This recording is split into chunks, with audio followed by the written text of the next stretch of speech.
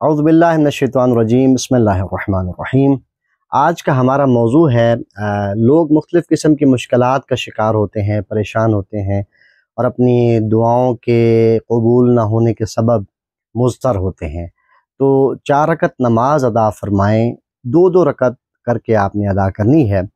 پہلی رکعت میں الحمد کے بعد آپ نے 7 مرتبہ پڑھنا ہے حسبنا اللہ و نعم الوکیل، اور پھر دوسری رکعت میں آپ نے الحمد کے بعد پڑھنا ہے ماشاء اللہ لا قوت الا باللہ ان ترنی انا اقل منک مالا و ولدا، اور پھر آپ نے دوسری جو 2 رکعت پڑھنی ہے، یعنی تیسری اور چوتھی رکعت ہوگی، تو اس میں آپ نے الحمد کے بعد پڑھنا ہے لا الہ الا انت سبحانک انی کنت من الظالمین، اور پھر جو یعنی اس نماز کی دوسری اور ویسے چوتھی رکعت ہوگی، اس میں آپ نے الحمد کے بعد پڑھنا ہے افوض امری الی اللہ ان اللہ بصیر بالعباد۔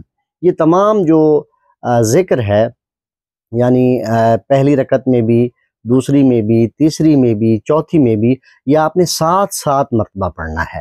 اور جب آپ یہ 4 رکعت نماز مکمل کر لیں 2 کر کے، تو اس کے بعد آپ ایک تسبیح حضرت سیدہ فاطمۃ الزہرا سلام اللہ علیہا پڑھیں، اور اس کے بعد دعا مانگیں۔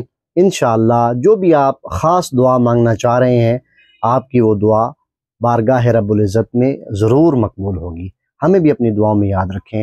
والسلام علیکم ورحمۃ اللہ، اللہم صلی علی محمد و علی محمد وعجل فرجہم۔